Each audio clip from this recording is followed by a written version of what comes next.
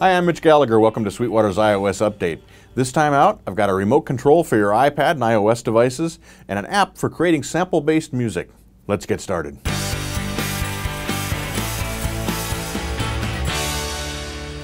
In a past episode of the Sweetwater iOS update, we looked at the BT105 from AirTurn. The BT105 has foot switches on it that allow you to remote switch different functions on your iOS device.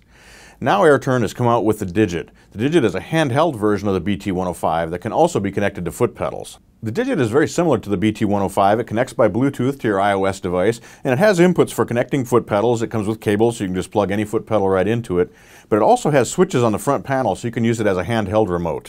The DIGIT has 5 different modes. For example, there's a presentation mode that controls PowerPoint running on a computer. But for us iOS users, it has 2 different modes that are of interest. The first controls the camera, video recording, and iTunes, and the second can be used for controlling music apps. To change the mode that the DIGIT is operating in, you simply hold down one of the keys and turn the power on. Once you've done that, it jumps right to that mode and you can get to work. For example, here I've got it in mode 3, which allows us to control our music apps. I've got Fourscore loaded up, which displays my lyrics and different musical things, and using the up, down, or right, left buttons, we can page through those pieces.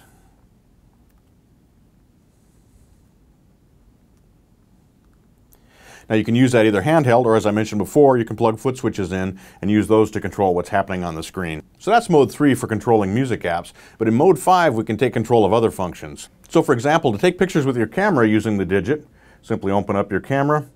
When it's ready to go, hit the down arrow and we take a picture.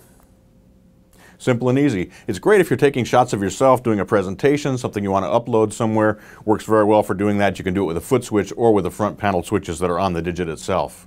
Now, of course, the iPad can also create video. Using our camera, we simply flip over to video mode. We'll hit the button on the DIGIT, which puts us into record mode, and we can capture video there with our iPad.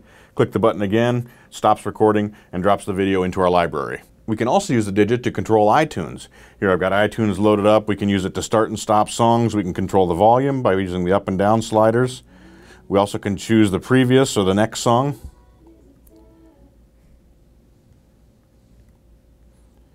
And we can stop playback as well. I find myself using the BT105 from AirTurn all the time on stage for controlling set lists, for calling up lyrics, stepping through pages, and I use it in the studio as well.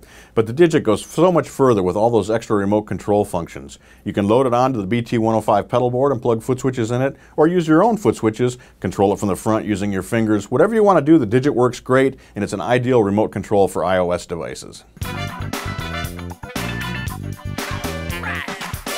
Our app this time out is Yellofier, which allows us to create music using samples. It has some unique functions that make it very easy to create music and also to slice up samples and use them rhythmically. The great thing about Yellofier is how easy it is to use. Basically, you load your sample in or record a sample and it automatically slices it into 8 pieces. So let's take a look at a sample that's loaded up here. Again, we could record this in ourselves using the onboard microphone or using an interface, or we can load from the library. When you do that, it automatically slices into 8 rhythmic pieces. Each of those pieces is assigned to one of these buttons. So this is our sonic material that we'll be working with. Now when we step over to create our song,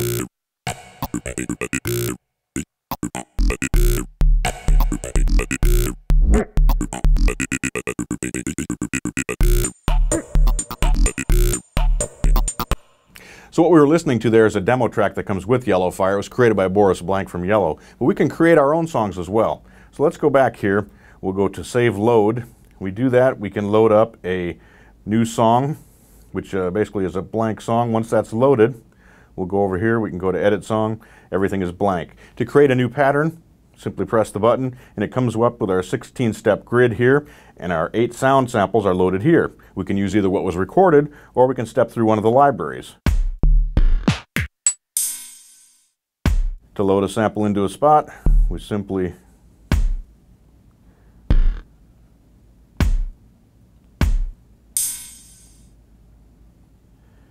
touch. To adjust the volume of any step, we drag up or down. The color dims as we do that. And when we play back,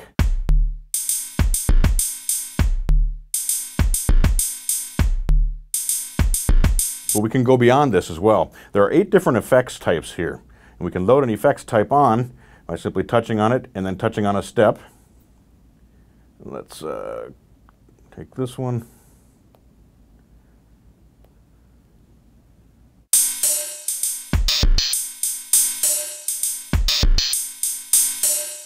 But it doesn't stop there. Each of those effects actually has 4 variations. By dragging left-right, you can set the variation for each one.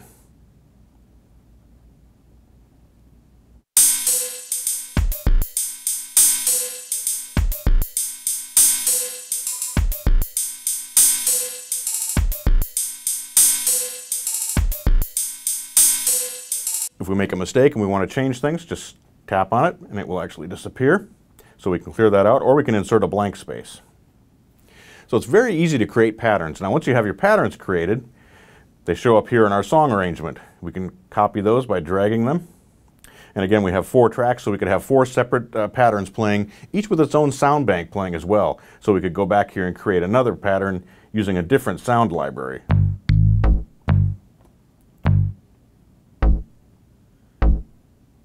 When we play back, now once we've done that, we can drag and copy there as well. And we can continue doing this up to 100 patterns to create our song.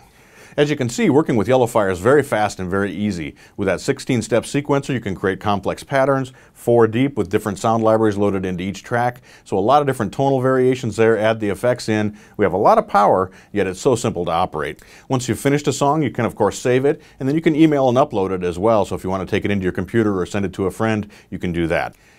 I hope you've enjoyed this installment of Sweetwater's iOS update. Be sure to tune in next time. We'll have more apps, more hardware accessories, and more tech tips on making music with your iOS devices. I'm Mitch Gallagher.